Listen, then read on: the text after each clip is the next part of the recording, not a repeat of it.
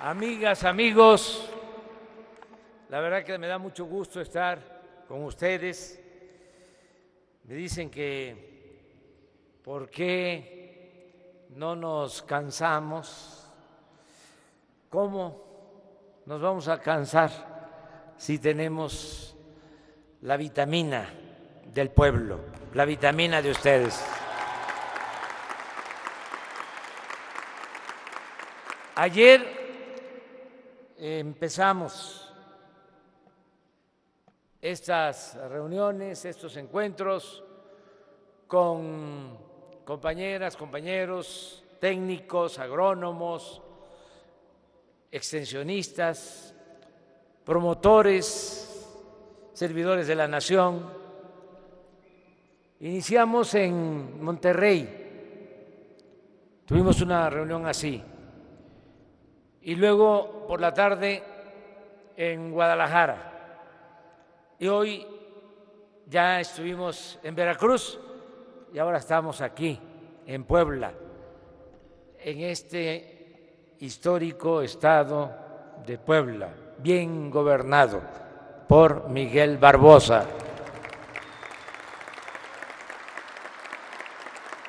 Mañana vamos a tener 2 actos. Más que uno está dedicado a nuestras maestras y a nuestros maestros, a los que tanto les debemos, porque mañana es día de maestras y de los maestros, y nos vamos a reunir con ellos. Pero también, terminando ese acto, llevamos a cabo otro, como este. En total son 5 reuniones que agrupan a todos los que están trabajando en el medio rural, en el país.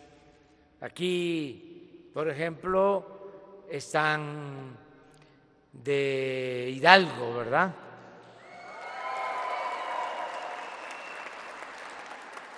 Arriba Hidalgo.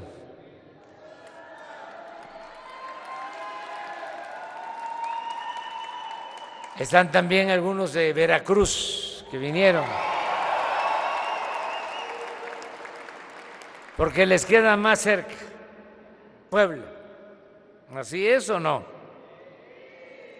Porque Veracruz es un estado muy extenso, tiene como 800 kilómetros de costa,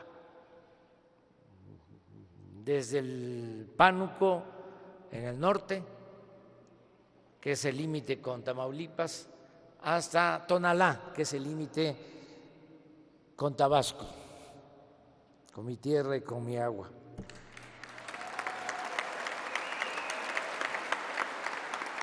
Y están aquí también de Tlaxcala,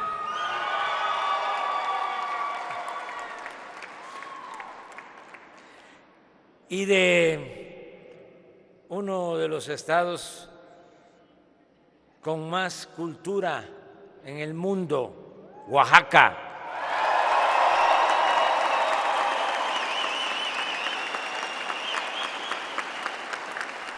Y desde luego un aplauso muy fuerte para las compañeras y compañeros de este estado trabajador, ese estado con campesinas y campesinos que a esta hora están en las parcelas. Me refiero a los trabajadores del campo del estado de Puebla.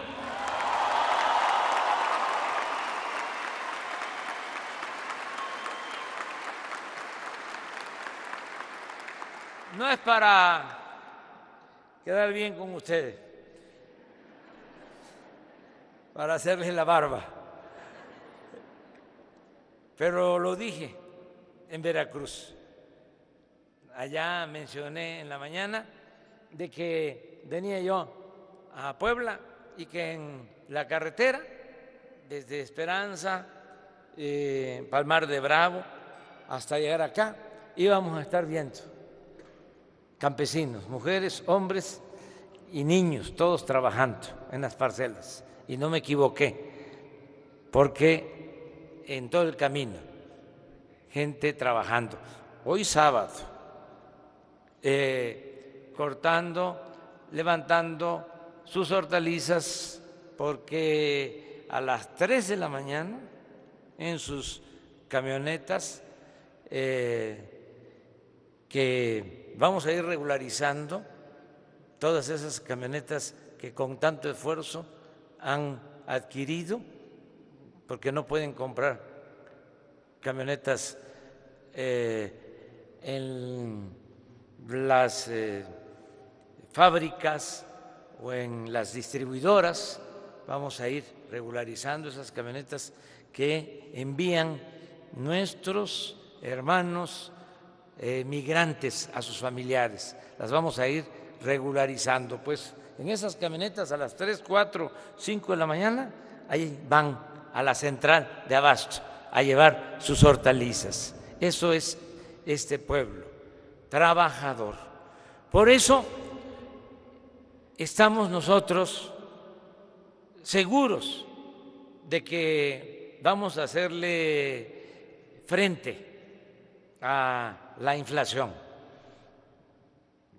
Es un desafío, otro más.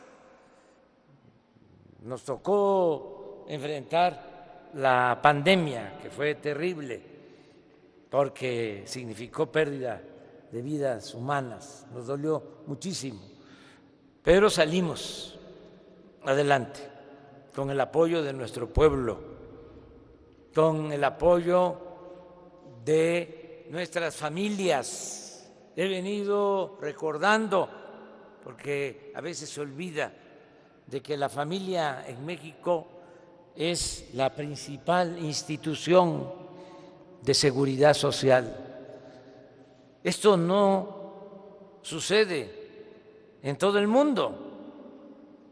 Con todo respeto, hay países en donde los hijos van creciendo, van llegando a la adolescencia y ya los padres les empiezan a decir, ahuequen el ala, o sea, busquen qué hacer. Aquí no, aquí nosotros no queremos que se vayan nuestros hijos de nuestras casas y por eso abusan, hasta se quedan más tiempo.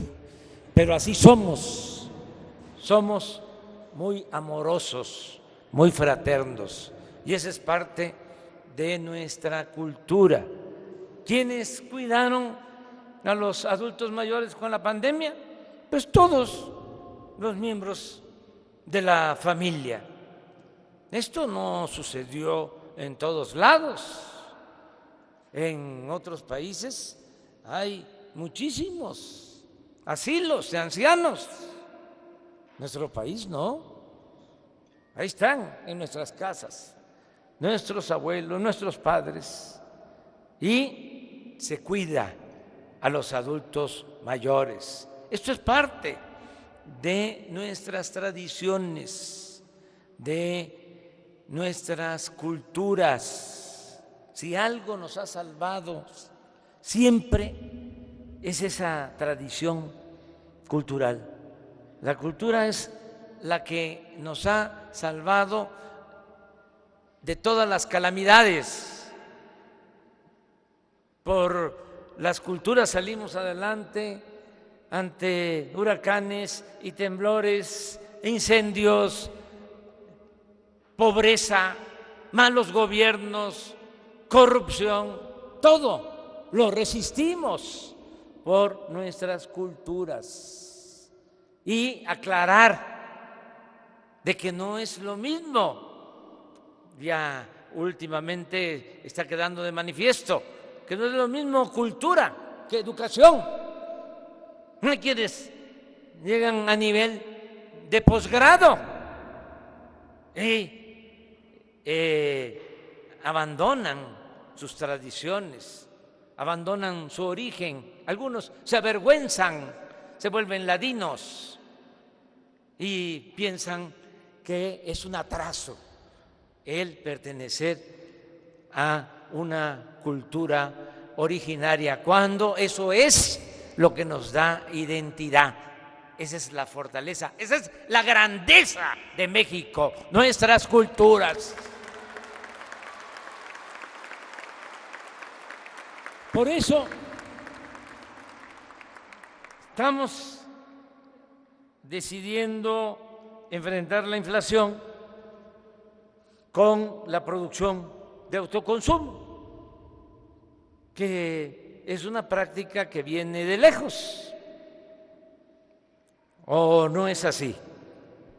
No se sembraba maíz y frijol y calabaza, y lo que se consumía, y con el maíz se creaban las gallinas y los pollos y los cerdos. No era una economía campesina de autoconsumo. Hoy hablaba yo de Tlaxcala, y esto aplica también para Puebla, pero en Tlaxcala son pequeñas parcelas, a pesar de no ser mucha la tierra, el territorio del estado, está todo sembrado, y principalmente de maíz, aunque sea una hectárea, media hectárea, se tiene sembrado. Y en el patio, en el solar, ahí hay 1 o 2 vacas que se ordeñan, y ahí están los borregos o los chivos, y todavía dentro de la casa está el telar. ¿O no es así? Esa es una economía integrada, una economía campesina excepcional de autoconsumo. Claro que hay que tener para comprar lo que hace falta. Se vende una parte para el aceite, y antes para la sal y para otras mercancías, pero la base era el autoconsumo. Se mataba un cerdito, ofrezco disculpa a los animalistas, amigos, pero eso permitía tener manteca para todo el año en una lata, porque no se usaba antes el aceite, era más la manteca. Luego empezaron a crearle mala fama a la manteca y ya fue el aceite. Lo mismo en el caso de los pollos, las gallinas. Todos los pollos, las gallinas eran gallinas, pollos criollos. Los huevos también. Empezó con las granjas y empezamos ya a dejar de producir lo que se consumía. Nosotros pues no pensamos regresar a eso, sería bastante complicado. Hay que entender que han cambiado mucho las cosas, hasta la cuestión genética. Hablaba yo de los cerdos, un cerdo antes de 60, de 80 kilos, engordado con yuca, con calabaza, con maíz, daba hasta una lata de manteca. Ahora un cerdo de 60, 80 kilos ya no da más que 3, 4, 5 litros de manteca, porque ya es otra la genética. Entonces, tenemos pues que adaptar nuestra tradición a los cambios que se han venido dando, pero no olvidar de dónde venimos, porque el que no sabe de dónde viene difícilmente va a saber hacia dónde va. Decía el gran poeta, escritor José Martí: me siento muy orgulloso porque me dieron un reconocimiento en Cuba, me dieron la medalla, la condecoración José Martí, me la dieron por el pueblo de México.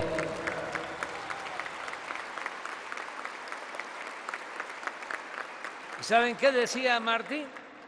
Decía: vamos a injertarnos, vamos a ser universales, pero que siempre el tronco sea nuestro, que siempre la raíz, el tronco, sea de nosotros. Por eso vengo con ustedes a plantearles: vamos a esta jornada, a esta campaña, para sembrar más maíz, más frijol, sembrar más lo que consumimos. Y digo sembrar más porque se siembra bastante. En el tiempo que llevamos en el gobierno ha ido aumentando año con año, a pesar de la pandemia, la producción en el campo, porque estamos ayudando como nunca en el campo.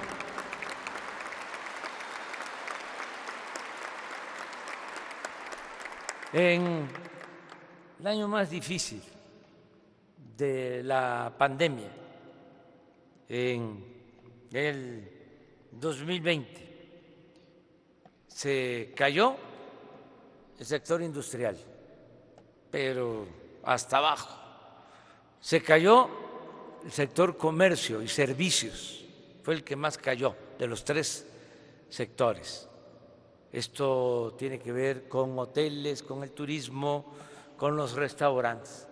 ¿Saben qué sector no se cayó? Y hubo hasta un crecimiento de casi 2% anual, el sector primario, es decir, el sector agropecuario, el campo, no se cayó.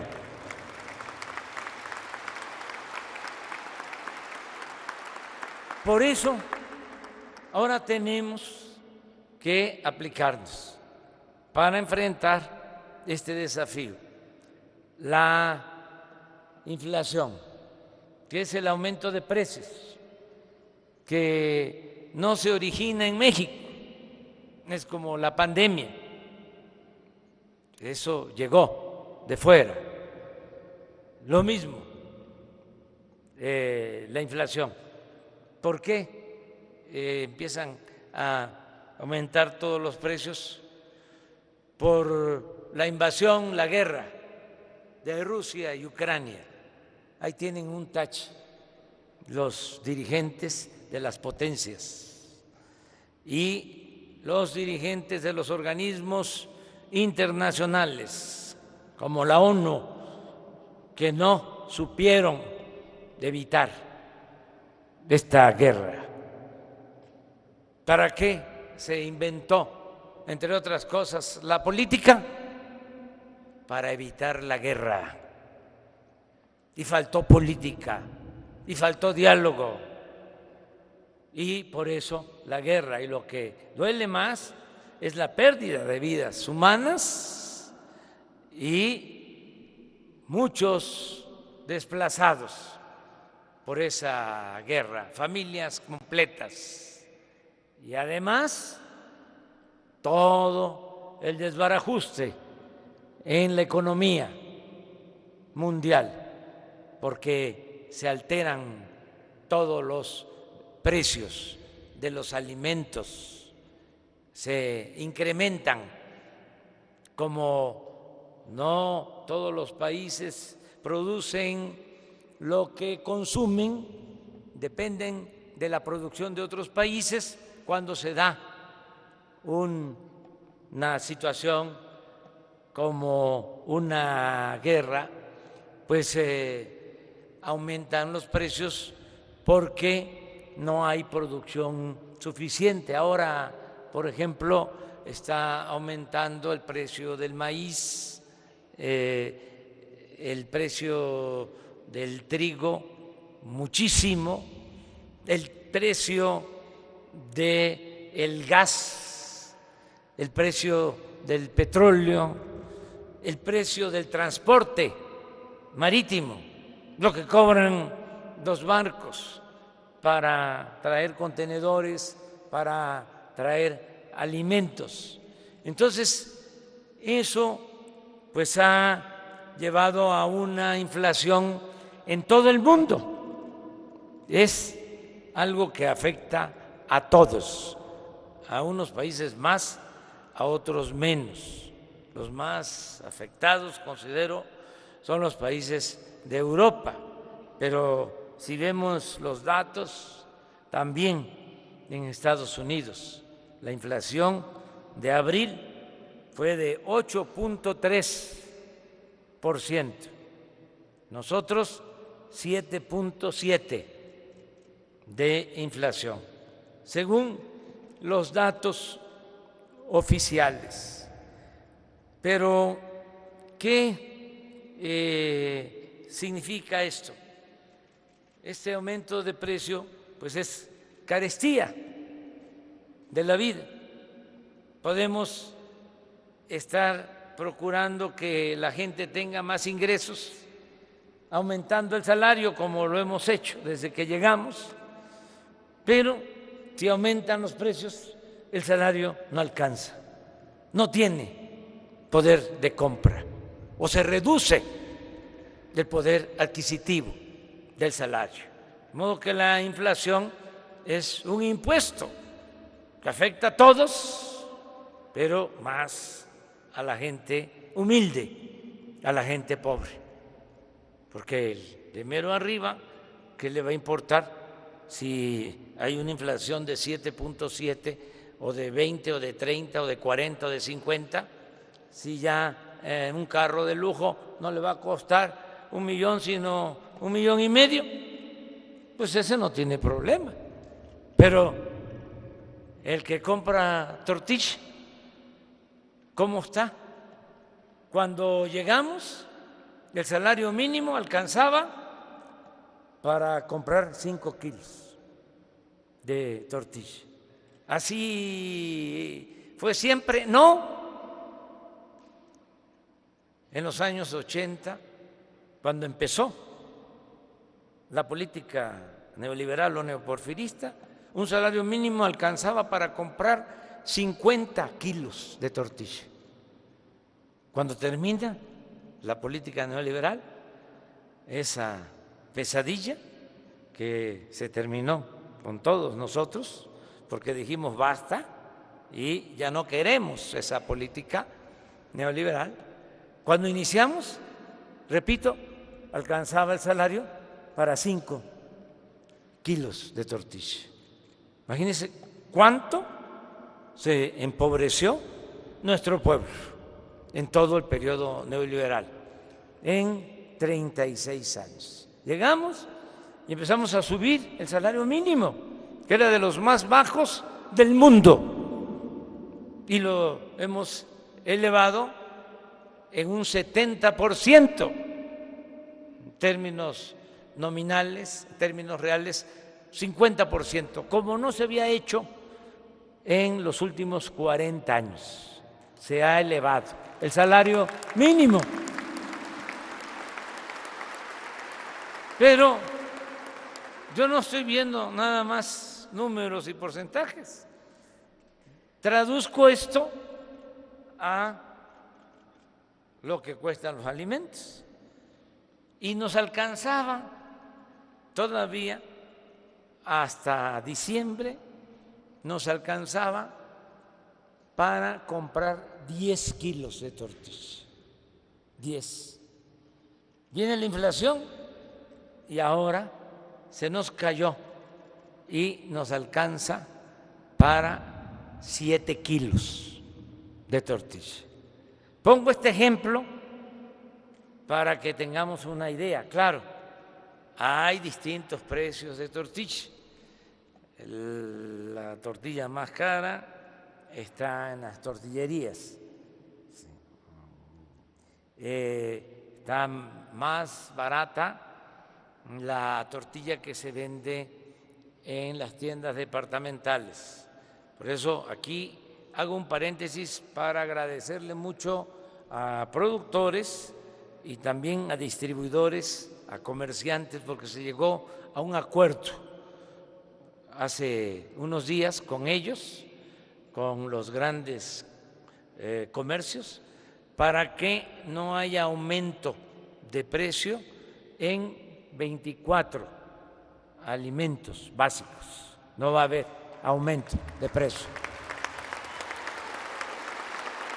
Y ellos están vendiendo la tortilla más barata y se va a vender maíz, frijol y arroz y sardina y atún y aceite y azúcar, lo básico, esos 24 productos a precio justo. Y voy a mencionar algunas tiendas. Yo creo que esto va a ayudar.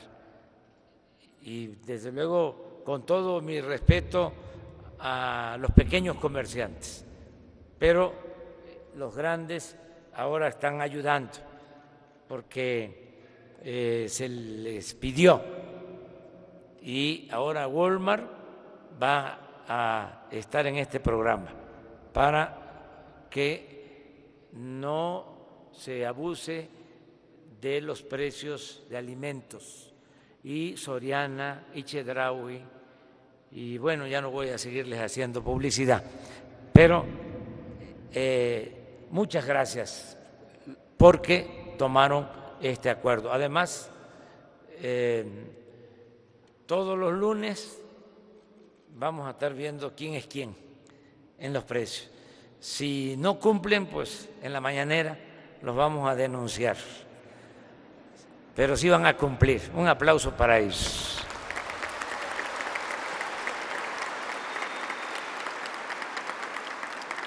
Bueno, por eso tenemos que producir. Decía yo, si tenemos el maíz y se hace la tortilla, además, dos cosas, ¿no? ¿Cuál es la tortilla más sabrosa? La del comal. La del comal.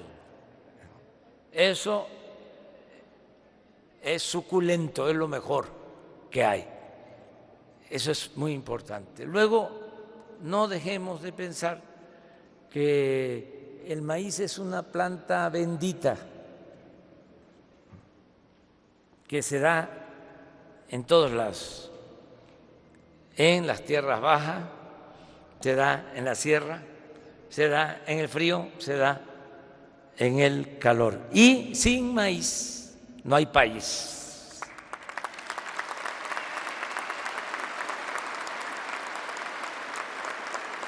Entonces, vamos a trabajar o a seguir trabajando, vamos a hacer labor de convencimiento, no nos va a costar mucho porque es lo que hace la gente del campo. Aquí Víctor Suárez habló de que se acaba de hacer un censo porque teníamos algunas dudas sobre los beneficiarios del programa de producción para el bienestar, y salió muy bien el censo.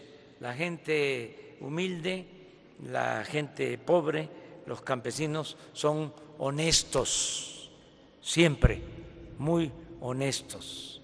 Y el censo salió muy bien, de modo que tenemos como 2 millones de campesinos en este programa, más los de Sembrando Vida, y vamos a hablar con ellos para que todos nos ocupemos de buscar la autosuficiencia, producir para comer. Y como dijo aquí Víctor, esa era una consigna del maestro Carlos Pellicer, un poeta de Tabasco, mi maestro, que en un día del trabajo, en un 1 de mayo, Día del Trabajo, iba en Villahermosa con su pancarta, con su cartulina, caminando. Uno de los mejores poetas, eso es lo que yo pienso, ¿no? De México. Gabriela Mistral lo bautizó como el poeta de América. ¿Y saben qué decía su cartulina? Que coman los que nos dan de comer.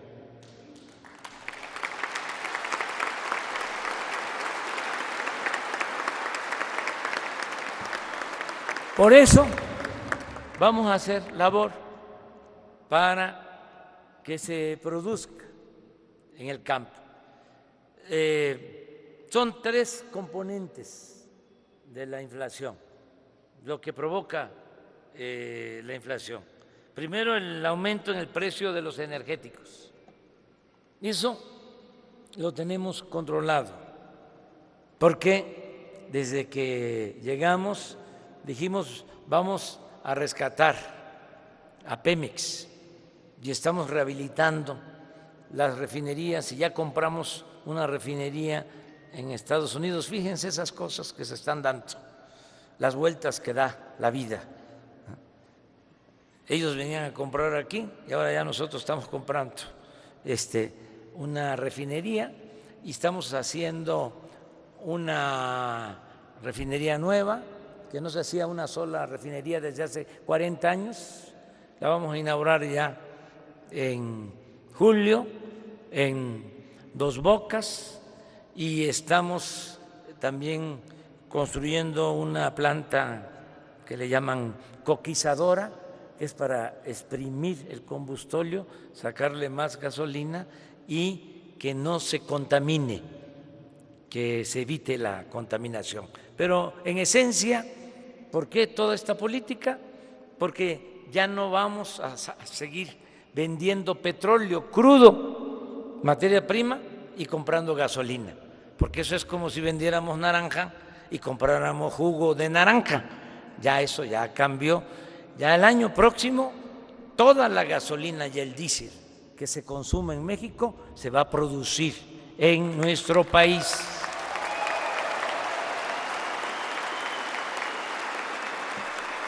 Por eso, en la inflación, ¿saben cuánto nos significa el incremento en el precio de gasolinas y de diésel y de otros energéticos? 0.6%, porque no aumenta el precio. Lo tenemos controlado porque hemos decidido que no haya aumentos en los precios de las gasolinas, del diésel, del gas, de la luz. Eso lo vamos a mantener durante todo el gobierno. Y esto ahora nos ayuda porque es 0.6. Estados Unidos en inflación por energético, 2.1 de inflación tienen ellos de energético. Y nosotros, repito, 0.6. La gasolina en México está más barata que en Estados Unidos. Ahora vienen a cargar gasolina a la frontera en nuestro país. ¿Dónde nos ganan? En los alimentos. Nosotros tenemos 3.6 de inflación y ellos traen 1.3. Por eso nos tenemos que aplicar. Ya lo de energético va a continuar así, porque no hay cambio, no va a aumentar el precio de la gasolina. Ustedes saben que si aumenta el precio de la gasolina, del diésel, aumenta todo. Pero eso no va a suceder. Necesitamos por eso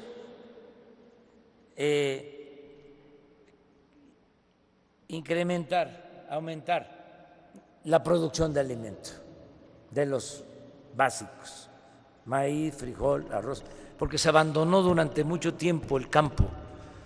Se tenía una idea equivocada de que en un mundo globalizado, ¿para qué ayudar a los productores si se podía comprar en el extranjero lo que se necesitara? Y ahora estamos viendo que no es así. Lo mejor es producir en México lo que consumimos, alimentos y energéticos. Esa es la lección. De modo que tenemos que ir a la autosuficiencia alimentaria para no depender del extranjero en nuestros alimentos, en nuestras materias primas.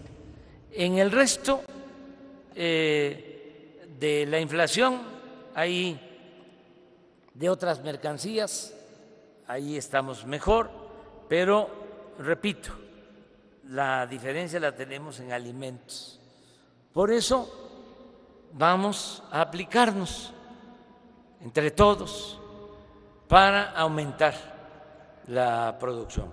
Yo espero que la naturaleza y el Creador nos ayuden, que no falte el agua y que sea un buen año para la producción de alimentos. ¿Qué vamos a hacer? Ya Víctor mencionó algunas acciones. Hay que reunirnos en los ejidos, en las comunidades, en los pueblos, hablar con la gente. Si están en el Sembrando Vida y ya están plantando limón o café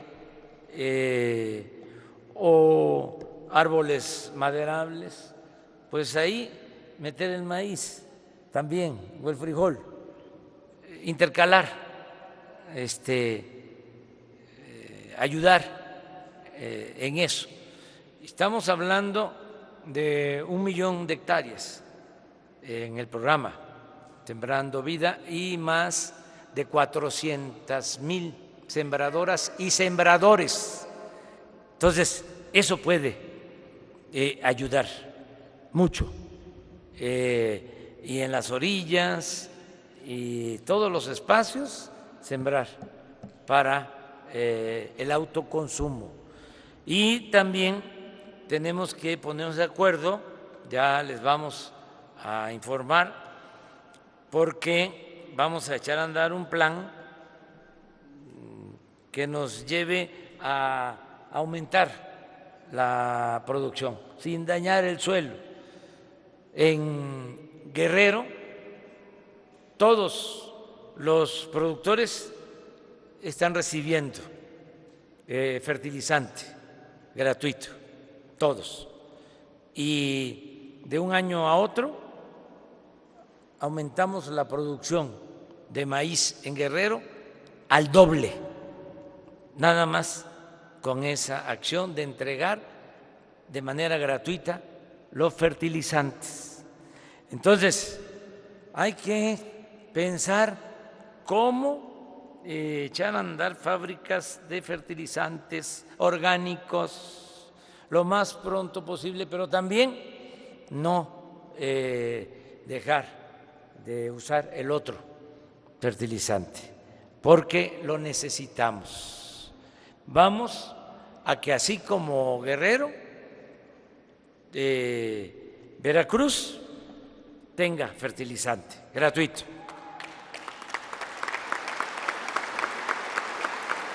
Hidalgo, fertilizante gratuito. Ya se había decidido en el caso de Oaxaca y se va a cumplir, como se había decidido Tlaxcala y Puebla. nos dejaron unas plantas en mal estado, igual que las refinerías donde se produce la gasolina, nos dejaron unas plantas de fertilizante, las vamos a reparar lo más pronto posible, ya están produciendo, pero van a producir más para poder entregar los fertilizantes y aumentar la producción de alimentos, entre otras acciones. Vamos a mantener los precios de garantía. Maíz, 6,438 pesos la tonelada, precio de garantía. Ahora están pagando más, por lo que estoy hablando, de que está escaseando el maíz. El frijol, precio de garantía, porque hoy dije en Veracruz 14,000, no, son 16,000 pesos la tonelada. Cuando empezamos, el precio de garantía del frijol era 6 pesos, ahora está en 16. Y puede ser que no nos vendan ni el maíz ni el frijol, porque se los paguen más caro o a mejor precio de tanto el maíz como el frijol, pero vamos a mantener el precio de garantía, porque si lo quitamos, entonces los coyotes son muy ventajosos y van a querer pagar menos y afectar al productor. Entonces vamos a mantener estos precios de garantía y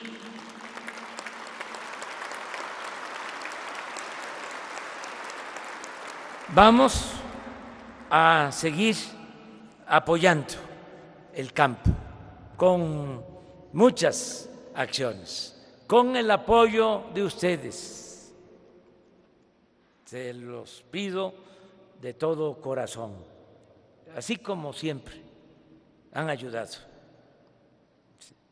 No es nada nuevo, ¿no? ¿Cuántos años llevamos luchando? Muchos, ¿verdad? Sí, no ha sido en vano, ¿no? Porque es para mejorar las condiciones de vida de nuestro pueblo y vamos avanzando. La transformación se está convirtiendo en una realidad. Le da mucho coraje a los conservadores, pero por el bien de todos, primero los pobres.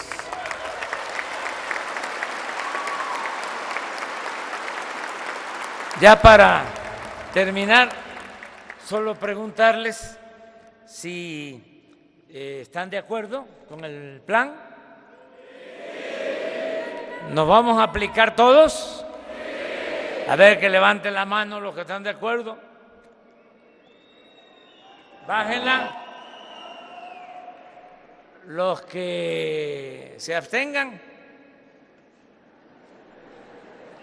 Los que están en contra.